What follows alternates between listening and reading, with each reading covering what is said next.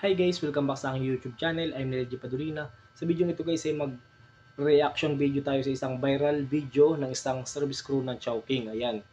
At sobrang init nito ngayon guys at sobrang daming views hanggang sa ngayon ay million pa rin ng views niya, no.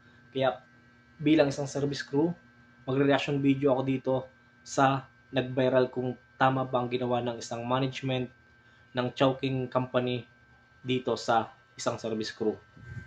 So, panoodin natin guys. How we're treating our fast food servers today. This is Shella from Chowking SM Ecoland branch, and her manager told her to walk around Ecoland to find customers. Po, from SM Chowking po, ma'am. Baka gusto niyo po mag-order, ma'am. Kung order ko halo-halo, paunsa ang delivery. Ika na po siya, ma'am, and then i-deliver na po na ko siya diri ang.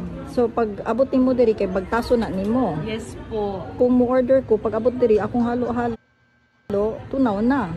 Mag-jeep na lang po, ma'am, gamit na akong kwarta. Mag-tricycle ka pag abot diri.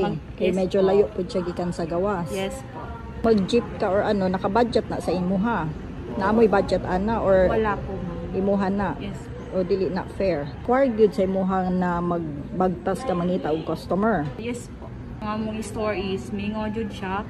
Gamay ra jud ang sales namo. So, sa service crew is kailangan na mo mangitag pamaagi na muda ko ang among sales po, ma'am. Kasi trabaho din po namin. Po, nanan yung order po, ma'am. Balik lang ko, mama. Okay.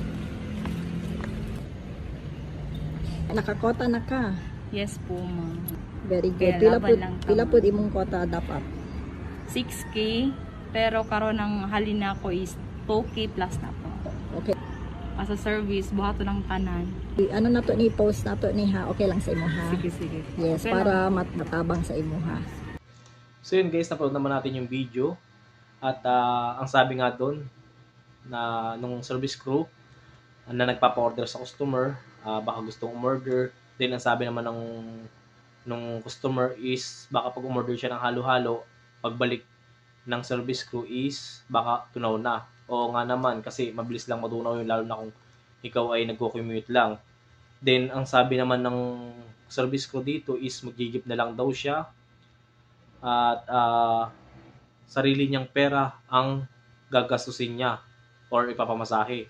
Kaya tinanong ni customer kung may bayad ba yung transpo or sagot ng company, no? At ang sabi niya ay sarili lamang daw niyang pera. Dito sa hindi bayad ng transpo, kung ikaw ay service crew ng provincial rate, talong-talo ka dito. Bukod sa pagod mo dyan sa labas, sa pag-alok-alok sa mga customer na mga bibili, then ikaw pa yung mamasahe, balikan, back to back, magkano lang sinasahod mo sa iyong duty kung ikaw ay 8 hours man, tapos provincial rate lang, tapos babawasan pa ng pamasahe kung hindi ka sagot ng transpo nyo. So, nakakawawa naman yung ganitong service crew, no? Okay lang sana kung utusan ka tapos bayad pamasahe.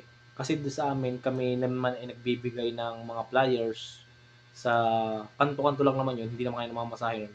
Mas okay pa yun, pero yung ganito, para lang maabot yung target sales sa buong duty na 6,000 is kailangan mo pang magbahay-bahay para magbenta ng product ng Chowking, no?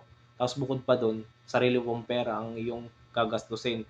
Kung ang yung sahod lang sa probinsya is 350, tapos ang pumasahe mo ay sabihin natin na 50 pesos, hindi mo babawasan pa yung sinasahod mo sa loob ng 8 hours plus pagkain mo pa, hindi man free meal yan.